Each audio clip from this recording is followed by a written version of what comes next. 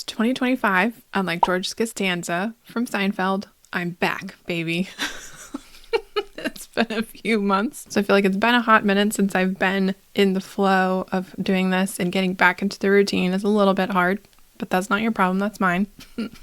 Also, I'm in a new office space. As you'll notice, my background's a little bit different. I've moved my office within my house, so we're testing out this new recording space. Maybe it'll be a little bit easier to get things done. We'll see. But that's not why I'm here today. I'm here to talk to you about client portals because I've heard a lot of confusion about it. I spent a lot of time in my admin month of December researching potential new options, which I know you're going to be excited about. Before I dive into all of that, if we haven't met before, my name is Caitlin. I run Launch the Damn Thing. I'm a Squarespace designer and educator. I've been a graphic designer since 2006, which is wild. And now it's 2025 and I've got lots of years of experience of things to share, and it seems like you guys care. So I'm here on the interwebs. Managing clients as a freelancer in general, as a service-based business and a freelancer, it shouldn't feel like herding cats. And I feel like too often that's exactly what it feels like, because we are managing a list of 5,000 things and the client doesn't know what we're working on. They don't know what we need. And if we forget to ask them, or if our process isn't solidified and we just don't ask them for specific items, it starts to feel like herding cats. That's not what we want. That does not give them a high-touch experience. That does not allow you to sell high-ticket services and have them be happy about paying you that much, right? So that's the problem we can solve. For a long time, I've been solving it with something that I built myself because the options that existed were not great. But December is typically my admin month, where I mostly stop doing client work and I set aside some time to work on my business rather than in my business. And this time, I set aside some time to do some specific research on tools that claim to also have a client portal. Your first question, I'm sure, is, are you leaving Dubsado? Are you leaving Notion? Not leaving Dubsado. I'm not leaving Notion, but I am leaving my client portal in Notion. So hear me out. I know I've been a huge fan of that system for a long time, but I think I finally found a better option. Let's just go through what is the difference between a client portal and a CRM, because that's the question that everybody asks when they're first getting started. Like, I don't understand. Why do you need Dubsado and a client portal? Doesn't Dubsado also have a client portal? The answer is yes. So let's back up a second. A CRM is a client relationship management software. It is designed primarily to focus on the business aspect of collecting leads, turning them into clients, and booking services, and then offboarding them. That's what it's designed to do. That includes the emails, the invoices, the contracts, the forms, including the inquiry form, proposals, contracts, sub-agreements, automations that otherwise you'd have a human doing, sending email reminders for invoices, and those kinds of things. That's what a CRM is meant to do, to handle an influx of people you are managing a set of services for, to figure out in a dashboard who's in what stage of what project and all of that stuff. The side things that Dubsado also offers that it's not as good at: scheduling, task management for those projects, and client portals. Those are three things that they technically offer that I would not pay for because those features are not robust enough for what we actually need. That said, the features that I do pay for that are the main point of having Dubsado, or a tool like Dubsado, Honeybook, Bonsai, whatever, any other CRM, those main tools, they have to be of high caliber enough to pay for the time. The other stuff I can find elsewhere. So that's been the thing that I've been looking for, because Dubsado's client portal specifically sucks so bad. It's completely useless for me at this stage in my business. When I was first getting started, it was plenty until I kind of wrapped my head around the purpose of it. And then I was like, oh, I also need it to do X, Y, and Z. And now that's me. Like, I still need it to do X, Y, and Z, but I also have a whole alphabet after that. I need it to also do A, B, C, D, E, F, G, etc. And Dubsado hasn't changed their client portal at all since I joined Dubsado in 2017. So that's not their focus, and that's okay. I would rather them develop further the things that they're already really good at, because that's just my mindset. So that's what a CRM is. That's what Dubsado is for me. That's what Honeybook is. That's what Bonsai is. it handles that main subset of like the paperwork for projects. Client portal systems can be part of a CRM, but they can also be separate from a CRM. I think that's why people get confused. The way that you use them both, I'm getting ahead of myself. A client portal, specifically a good one, is designed to manage the client project itself, the task management, the communication, the file sharing, those kinds of things. So at this point, if you've got a client portal, you put your client in it after they've already gone through the onboarding process. So this is how you use them together, in my mind. You collect your leads through your CRM, contact them through your CRM, send them forms through your CRM, book the service through the CRM. When they are booked into your calendar, they have paid, they have signed, then you can pass them off to a client portal where you can then manage your project. What people are technically doing when they are using Notion or Asana or ClickUp or whatever to manage the project is they're actually using a project management tool with their client. And the downside of that is, number one, the client doesn't typically already use that software. So they're learning a new software designed to do a robust set of tasks just to work with us on our project. And that's never sat well with me, which is why I ended up choosing Notion, because it had the lowest learning curve as opposed to ClickUp, for example. And I have done that too. But the problem is most of our clients aren't already using these tools, right? And they also have to create a free account in order to get in. And some of these tools also have a limit on the number of guests, basically unpaid users that you can invite. So Notion, for example, I think the limit is 10 per paid account. With ClickUp, it might be 5 or 10. I can't remember. All the different tools have different limitations on the plan. Then if you talk about the horror stories that clients have experienced working with people that use Asana or something, and ClickUp is bad about this too, sending tons of notifications in this process, and they're like completely overwhelmed and inundated. I kid you not, in testing my client portal system back when it was in ClickUp, in testing, I literally had almost 100 emails in my inbox because I did not set the notifications in the test account that was acting as the client. And that is horrific, terrible experience because we're not the ones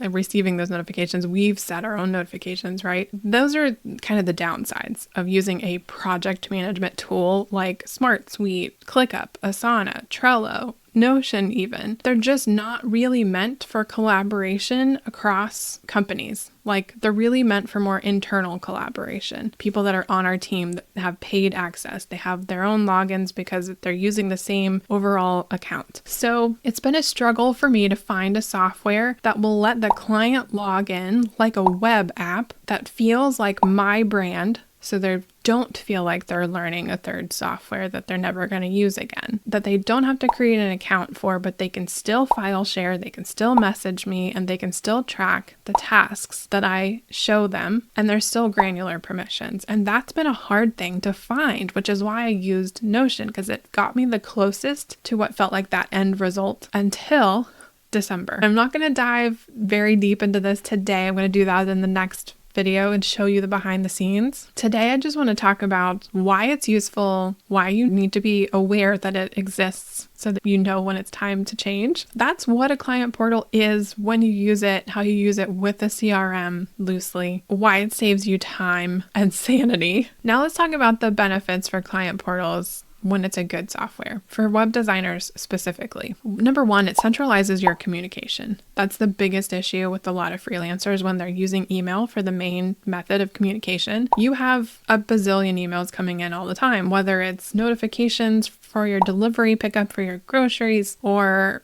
bill notifications that your bill's coming up or paid, to personal stuff. You also have emails coming from all of your tools, due date, tracking information through Google Search Console. You're getting a lot of notifications, and sifting through all of that to find emails from specific people talking about specific things. This becomes especially a problem when you work with one client over multiple projects, because then you're not only looking for all the emails from a specific person, but emails in a specific person in a specific time frame, and then even a specific project within a specific time frame from a specific person. Like, that just becomes, I won't say unmanageable, because it's absolutely doable, especially for those on a budget, but it is a huge time suck if you are not organized. If you don't have a system of filters to like dump those emails into folders automatically in a certain way, or have loads of time to sift through and filter out all the noise mentally as you look for the thing you're looking for. Eventually, you're going to run across a situation where a client sends you an email about a thing that's very specific and you need to take action on it and it gets lost. Or they send you an email with an attachment you're supposed to download and it gets lost. This creates redundant communication because, of course, you have to then follow up and say, I can't find that email. Can you resend it? And then we're going backwards, right? This is a huge, huge time suck. The benefit of a client portal that has this function built in is that all of the project-specific communication is happening in one place. And ideally, they can also interact with that messaging system from their inbox as a client. They don't have to be logged into the platform, but we will because we're in there managing it anyway. So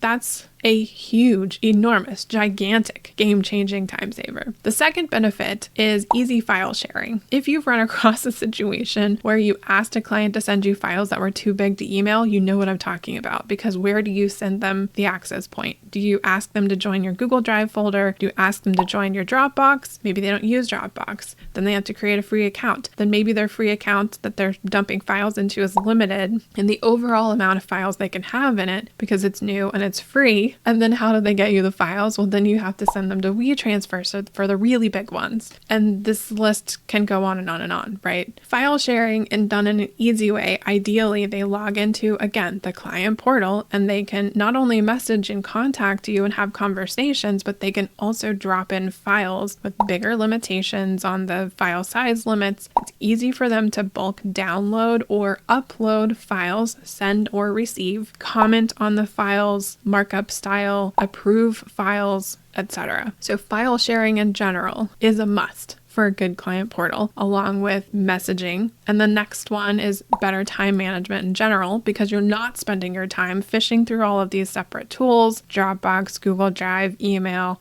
whatever, to find these things, to share these things, to explain to the client how to use these things with you. The fourth thing is the improved client experience that naturally comes with being organized and having all of this stuff in one container, right? Because it creates a professional impression from day one. They can hop in here and see everything's there in one spot. They know you know exactly what you're doing because everything is organized. They can trust you easier. Clients also appreciate having a clear process. So if you're dealing with the client portal and everything is structured and organized, then that also means you have processed through it and you kind of know what happens in what order. It's repeatable. Because it's repeatable, you're confident in it. When you're first getting started, you're not confident in it because you don't know how long anything takes. You don't know where anything needs to be. You don't know what your softwares are. You don't know how to teach the clients to use the softwares with you. It's a thing. So a good client portal cuts down on that experience because it's all in the same container. It's one thing to manage with all the things inside of it. You look like a professional, you act like a professional, you're organized like a professional, you are trustworthy.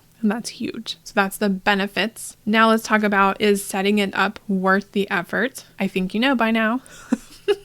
The answer is yes. And also, duh. It does take some time to set up something like this, to learn the new tool, the limitations, the features, all of the stuff. But it's actually going to take you less time than you expect it to take or anticipate it to take. And it's going to save you ass loads of time in the future because you're not going to be scrambling between 5 different platforms to do these things. You don't need Slack for communication or Voxer or email. You can use the client portal. You don't need Dropbox or Google Drive or Playbook or WeTransfer or OneDrive or Box or iCloud for sending files and receiving files from clients. Depending on the client portal, you may also be able to send invoices. You can send quotes. There are lots of other pieces to this. If you take the time, and the first thing that I always hear is, I'm too busy. I don't have time to set that up. That is exactly why you have to do this. If you are so busy that you don't have time to set it up, the reason you're so busy, beyond maybe having an awesome client list, is also because you're spending too much time on admin stuff that can be cleaned up. There's always something that you can cut,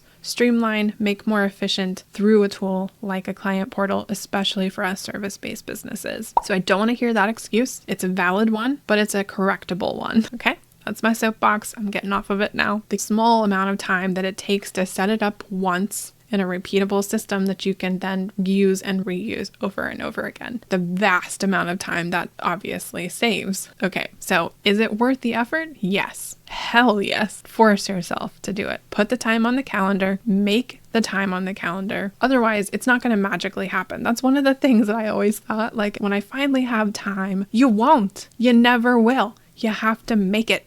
You have to clear it yourself. Create the time. If it's that important to you, you will make it work. So what are the action steps for setting up the client portal? You create an account. Ideally, it has a free plan. You get in there and test it. Hopefully you can use the free plan within the free limits and you don't have to pay for it. But if you do, hopefully it's a tool that is affordable, that you can sustain long term. And then after that, you do a basic setup. Don't dive into every possible feature that is offered because that will make you feel overwhelmed. Just start with the things that you know you need. Like, you know that you need because you've already had a problem not having it. You know what I mean? Like, for example, if email's been a problem finding email threads from clients and you know that you need a conversation messenger kind of thing, set that up in the client portal. If you know that you need file sharing, set that up in the client portal. If you know you also need to do your invoices in there because you're tired of sending PayPal invoices, I hear you, I've been there, set it up in the client portal. But ignore the other stuff if it has other stuff. If you don't understand the need for it, do not feel like you have to learn it. You can learn that stuff later and apply it to your system later. So keep it simple, stupid, right? Let's apply the KISS method here. And then once you've got something set up, add yourself as a client. If you have Google Workspace, you can just add plus and then anything after your email prefix, and it will create an extra fake email address that you can use where you'll still get it in your inbox. So for example, launchthedamnthing.com, if I add a plus client after it, test plus client at launchthedamnthing.com, Google Workspace will recognize that sort of like an alias. It's just temporary. And so any emails sent to that address still arrive in my inbox, but I can experience it as the client from like whatever the email says. I can log in with that in the client portal system, whatever. So create a test client with a test email account or use a personal email account. You don't have to get that complicated. Send yourself access to the project. Send yourself access to the message board. Send yourself access to the tasks. Assign yourself tasks, right? Assign the test client tasks. And then check the email notifications. Are they getting too many? Okay, what can you do about that? Contact support and find out what the options are in the notification settings. Like, figure out all the pieces, and when you're confident enough, then you can actually invite your first test client to it. Tell them you're testing a new system if it feels uncomfortable for you. People generally appreciate honesty and transparency, and then just kind of go from there. Tweak as you find things that need to be tweaked. Be open and okay with apologizing if something goes wonky. Sometimes things happen. We're not perfect. It's okay. And then move forward from there. Your process will never be perfect, and that's totally fine. That's normal. I don't think perfection exists. So don't think of it like, if I don't have the perfect system, then like you won't. I don't. I'm tweaking it all the time. Literally all the time. Every time that I see something that's like, oh, that would be better if I did X, I go into the template, I fix it, and then the next time I duplicate the whole project as a template, it's fixed. And the problem's not there anymore. It's constantly evolving. So expect that. Now, there's a bunch of questions. So let's go through the questions. How exactly does a client portal, what does it do? So tasks, invoicing, quotes, the money part, maybe not. Not all portals are like that, but definitely file sharing, messaging, and tasks. That's the big three. Anything after that is bonus points because technically you can have a CRM do those invoicing things. That's what I do in Dubsado, right? So that's what it does. How much time does it take to set up? That's a great question, and it will depend wholeheartedly on your ability to let things go and how much perfection testing you do. So for example, I set up my entire system in this new portal that I'm going to talk about in the next video in about a day, but I took the whole day, took a lot of playing, and I went deep into the details. I wanted to know how to white label it. I wanted to know how to set up my subdomain. I wanted to know how to set up the email. I asked support questions, which they responded to within like 12-ish hours, which was impressive, that by itself. And basically my point is it doesn't have to take weeks, months, right? You can do this quickly if you start with the basics. If you're a fast mover like myself, you can dive into things a little bit deeper and still not take a really long time to do it. So it's up to you. Depends on how complicated you want to make the system, how simple you want to make the system, but you get to decide, and you can do it more quickly than you think. It could probably even take as little as a few hours. Is this system good for web designers? You've said that you use markup for feedback in the past. What are you going to do with those other systems? I'm hoping this new system will replace some of those things. For example, in the brand boards that I would send clients that would rebrand, I would send them a PDF in markup and they would pin their feedback in markup, and that worked fabulously. And then the website would be a link in markup and that would work fabulously. The new system doesn't do pinned feedback for links or websites, but it does do it for files. So I could still send the brand board for approval within the new client portal, and they'd be able to pin their feedback just like they would in markup. But I can't do that for the whole website unless I take full page screenshots, which would be fine probably, except that some of the websites that I do have sort of like animations in them that make taking full page screenshots a little complicated. So getting the screenshots to start with might be a little bit tough, but it can be done. So I haven't decided how I'm going to handle that yet. I might do file feedback in the client portal and still send them a markup from the client portal for the website draft itself so that we can get more accurate feedback that way. And also so they can experience how the website feels by clicking around and scrolling through and seeing the animations live and that kind of thing. So that's what I'm thinking. Can I use custom branding for my client portal? That's a good question too. It depends on the company. And some of them are geared towards these more like big giant corporations on enterprise plans, and those you can customize. And then on the plans that people like us, the lowly freelancers, solopreneurs can afford, maybe not so much. But the one that I'm trying lets you absolutely 100% customize all of the things. And that means the favicon for the browser tab, the domain that they go to log in, the emails and the notifications that are sent come from me, like the login screen, the colors everywhere, like even the rounded corners on buttons and stuff like that. It's very customizable and wildly affordably so. So that's why I'm very excited to share that in the next video. Is it okay to use a portal even if I only have a couple of clients? Yes, it's fine. That's great. That sets you up for success later. And in all honesty, the more organized you are at the beginning, the more clients you can take on at a time or back to back, because you're not doing all the miscellaneous admin stuff in between. Adding all that extra admin stuff extends the life of the project. So if you're wanting to fit more projects into a shorter time span so you can make more money, you need to be organized. And a client portal can only help you do that. A good one. A bad one may make things overwhelming and more complicated, but a good one will keep things simplified and efficient. And that is my goal with this one. The next question is, how does a client portal improve collaboration with non-tech savvy clients? This is a huge reason why I wanted to eventually move my portal out of Notion once I found a better solution. Notion has maybe the lowest learning curve of a lot of the project management tools, but it still has a learning curve. And most often it's still a software they would not have used themselves, as I've said earlier. So yes, having a client portal does extend the ability to work with non-tech savvy clients, because from their perspective, they're going to your website essentially, or that's what it will feel like. And they can log in and they can see the stuff and they don't have to learn a software because they're not thinking about it like that. It's just a website. So yeah, it works a lot better. And if you're really good about creating a quick like 5 or 10 minute video on how to do things in the portal and sharing that with them when you invite them to the portal space with you, then they're gonna know how to use it because they got the quick tour. All is said and done. Right? There's a lot more to learn in a tool like Notion than there is in a dedicated client portal system. Can a client portal help with scope creep issues? I love this question. Yes, yes, yes, yes. It helps with that hugely, because the nature of having a structure and an organized process and an organized container also means that there are boundaries. I know.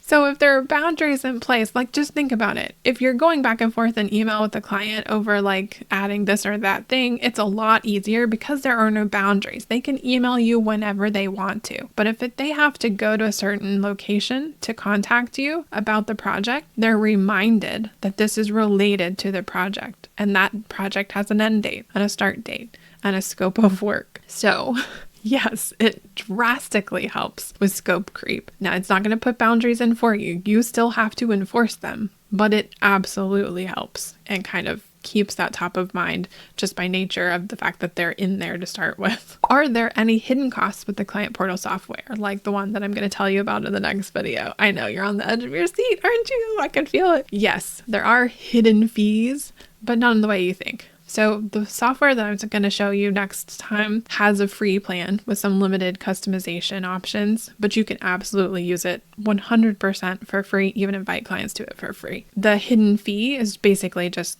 a lifetime plan. So it's not really at all hidden. And in fact, the total amount of the lifetime plan is approximately the same as you'd pay for like a year of Squarespace or Dubsado or something else. So it's not even that far out of reach. And on top of that, they help you by splitting it into two if you prefer, and it's not penalized. So if you split that total amount into two payments, you're not paying more per payment than you would if you're paying it in full. So there's no penalty for splitting it in half if you need to. So no, and also yes, it's free to start. And then when you want more customization, you can pay for the lifetime plan and they never charge you again. The hidden fees, I guess you could argue processing fees when you send invoices, but that's a thing everywhere. So again, not really hidden. The next question is it mobile friendly for clients who prefer working on their phones? Actually, I haven't dived into that a lot, but I have replied to client messages from my phone. So I was able to log into the portal and reply no problem from my phone. So I would say, yes, it's pretty mobile friendly. It's designed to be responsive. So by nature, mobile friendly.